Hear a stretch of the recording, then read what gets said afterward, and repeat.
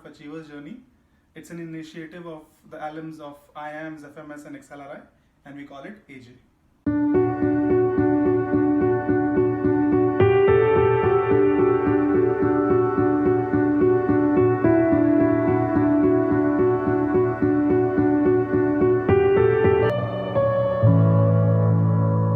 I first wrote CAT in the first year of my engineering, and I secured a 98 percentile in quants and a 99 percentile in DI. Good, right? But then I got a 60% in verbal also. So I train basically on quants and LRDI, and I'm very confident in saying that I'm an absolute maniac when it comes to numbers. And let me prove it to you. You saw the logo creation video, right? Now let me go back and explain how had that video been made. Okay, so to understand our logo, there is something else that you need to understand first. Tell me if you have heard of this term before. What is this term? This term is Fibonacci series. We call it Fibonacci series. What is this Fibonacci series now? So it's a numeric series basically. It starts with a 1, then another 1, then comes a 2, then a 3, then a 5, 8, 13, 21, so on and so forth, right? What is the logic behind this?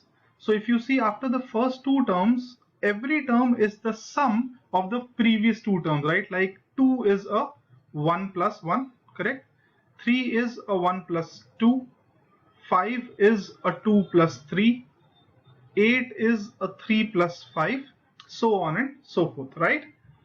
You will be amazed to know, this series, what is the application, or where do you see this in your nature? So the branches of a tree, go and observe, it comes in this fashion, right? Even the leaves on a branch, they come in this fashion, they follow this series, this pattern, right? Now how does it relate to our video, to our logo? So what happens is, if you look into the logo, you will find two very, very small squares. Those squares would basically be 1 cross 1. Later on you will see a 2 cross 2 square, then a 3 cross 3 square, then a 5 cross 5 square, 8 cross 8 square, and so on and so forth. And lastly, we draw those squares, and in that we draw circles, right? And the overlap, the intersection part of all those circles actually gives us our logo, right? So now you can watch the video again, right? Let me just share it with you. Right, let's see this. Right, so if you see, these are the squares that we were talking about, right? This is the smallest square here, the very small squares here, which is 1 cross 1. Now this 1 and 1 becomes a 2, so this becomes a 2 cross 2 square. 2 and 1 becomes 3, so this is a 3 cross 3 square.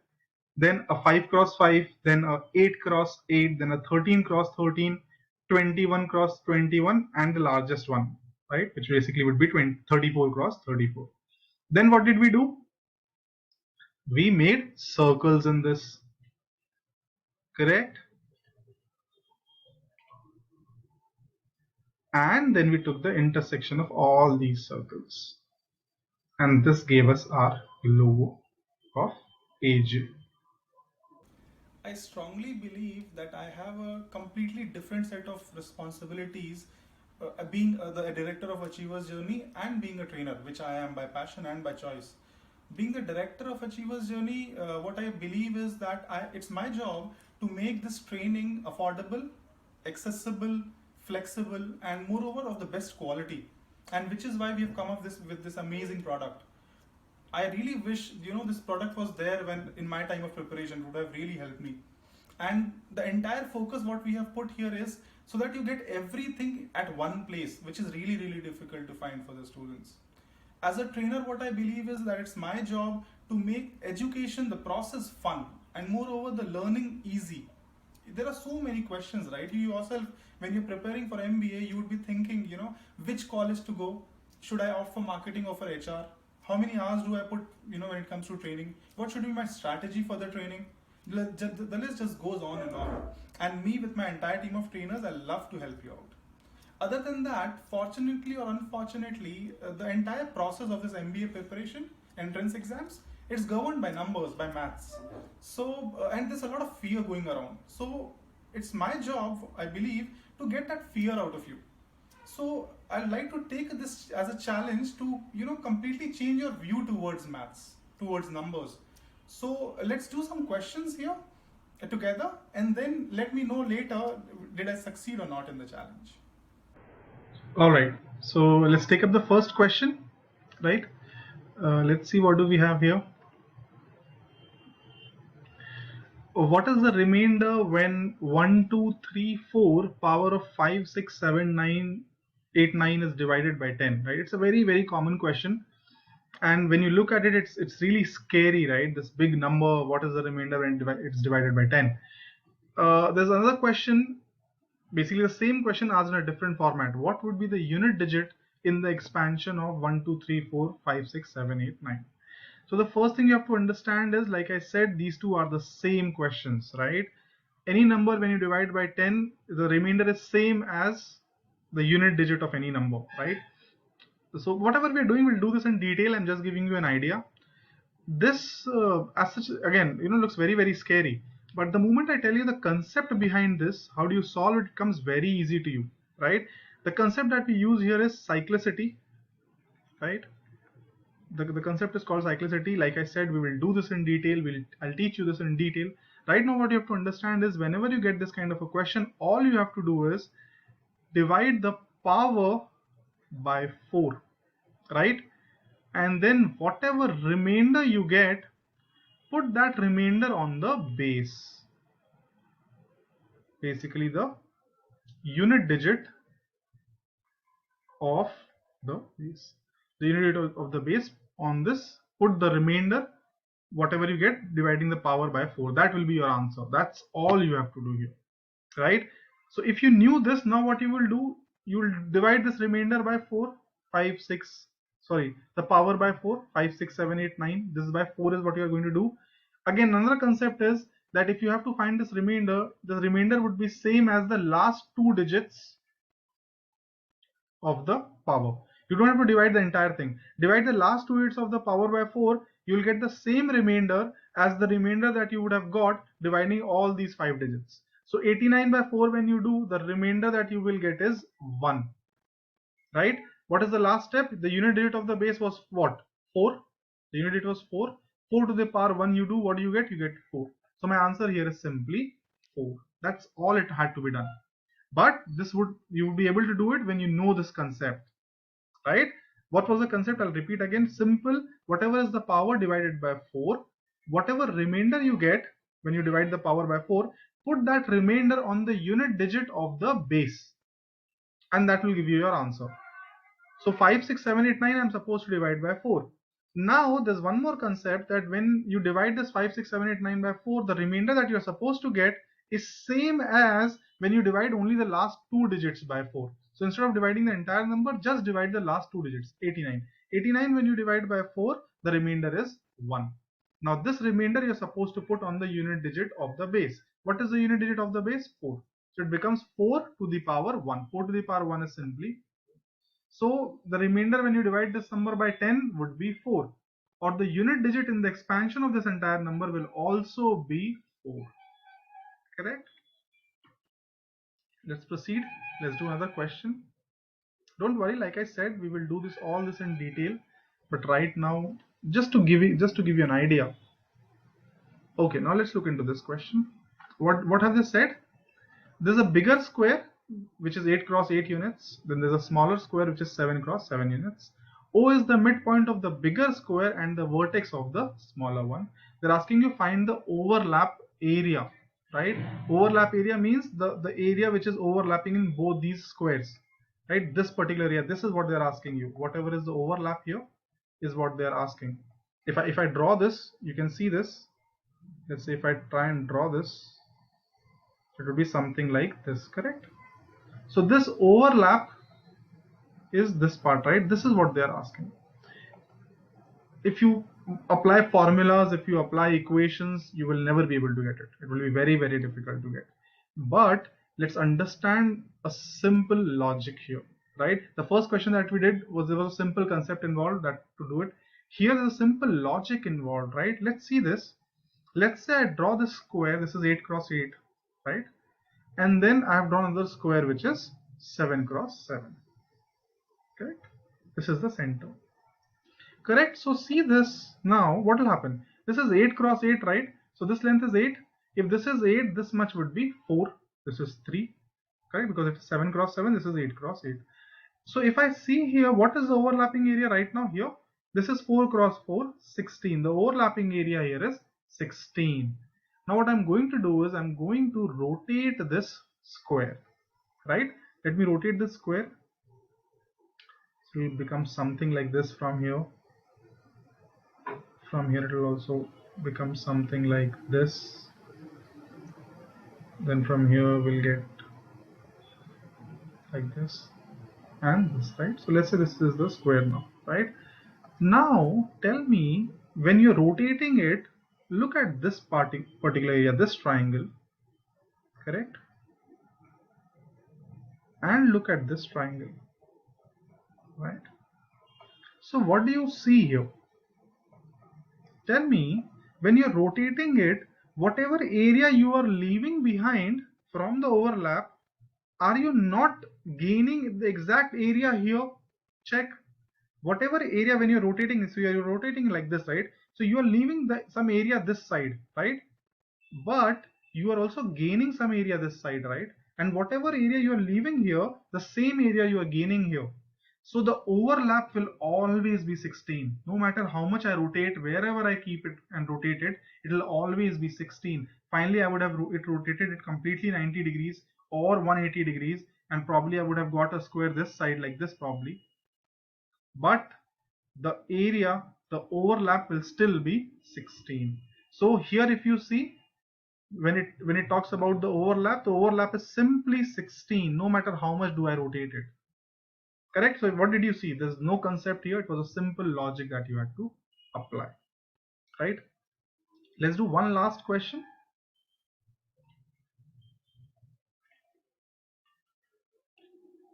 Right, let's see this now. Three pipes A, B and C are used to fill a 100-liter tank. Pipe A takes 38 minutes to fill the tank alone. Pipe B takes 44 minutes to fill the tank alone. Pipe A is opened at 9:41 a.m. Pipe B is opened at 9:49 a.m. How much water did pipe C supply if the tank was full at 10 a.m., right?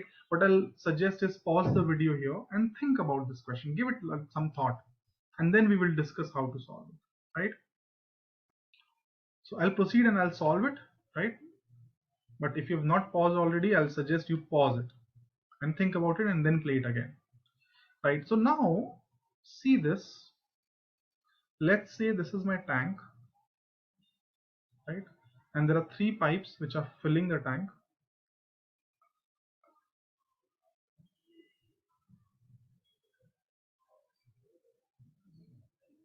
There's a pipe A, there's a pipe B, and there's a pipe C, correct?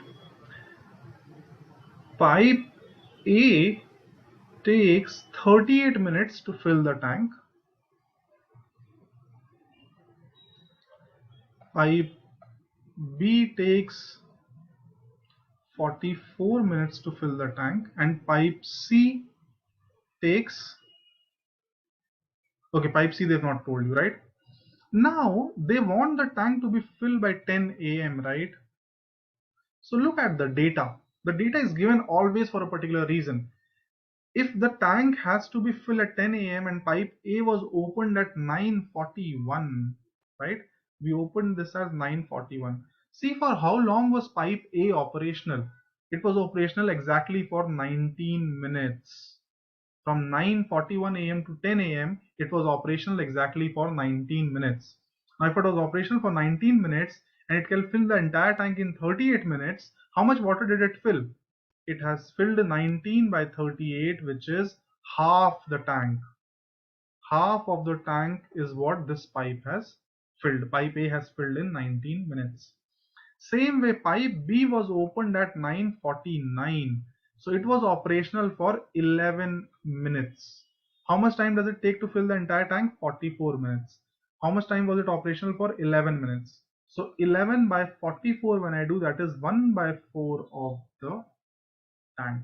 So pipe B has filled 1/4 of the tank. Together pipe A and pipe B has filled 1 by 2 plus 1 by 4, which is 3 by 4 of the tank. Right, together 3 by 4 of the tank they have filled. If they have filled 3 by 4 of the tank and we need to fill the tank by 10 a.m., how much should pipe C supply? Pipe C should supply what? 1 minus 3 by 4, which is 1/4 of the tank. 1/4 of the tank capacity should be supplied by pipe C.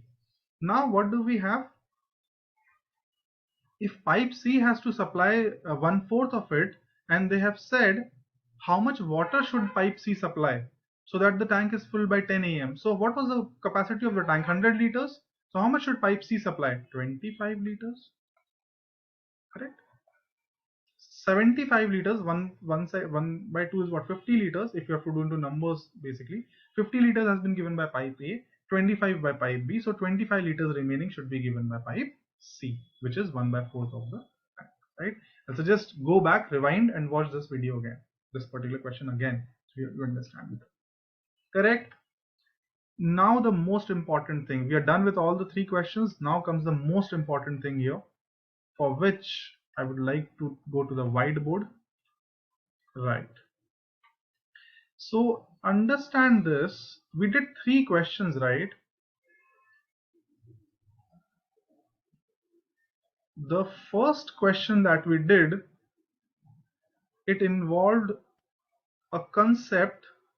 There was no logic as such that you needed to know. There was just a concept that you needed to do. Second, there was no concept, right? There was only a logic that you had to understand. The third that we just did just now, there was no concept and there was no logic. When I say concept, it basically means formulas, derivations and all, right? Here there was no concept, no logic, right? What I call this kind of questions basically is work the story. Basically, it's questions based on common sense, right? Layman approach, day-to-day understanding, not no concept, no logic, right? So understand this is where you need to train yourself on, right? A lot of times you will face a difficulty as to you will not understand your forte when it comes to writing your MBA entrance exams. It's not that you have to do all the questions. You do half the questions and you get a 99 percentile, right? That's a fact. But then which questions to pick and which to leave, right? That is what you have to understand. How do you understand that? When you know what is your forte, what is your strength area, and that you understand when you do these kind of analysis in the question, right? You understand, okay, I'm very, very strong at the concepts. I'm not that strong at logics. So questions, the first type are good for me. Probably not the second and also the third. If I'm very good logically, I'm not that good at concepts, but I'm very strong logically, I'll look at the second one and the third one. Third type of questions where no concept, no logic is there. We just have to work the story. So when reading the question, I understand, okay, this is the kind of question that has been posed. So I know the exact approach, and that saves a lot of time, right? So this is how we train. This is how, I would like to train the students so that they know that reading a question, okay, this is the exact approach that I need to take. This is the exact kind of question that is there. Correct. So use this analysis, right? What happens is, unfortunately, you go through your entire training, and later when it comes, when the exam is there, right, directly on the head, then we start thinking, okay, this is what I should do, this is the analysis I should do. But that's not the right way. Do this analysis from the beginning, right? That will help you when from the beginning of your training you do these analysis. Got it? So I hope you enjoyed, right? Like I said, rewind it, watch this again. The questions that we solved, these are really interesting. All right. Thank you so much. Thank you for listening. Thank you.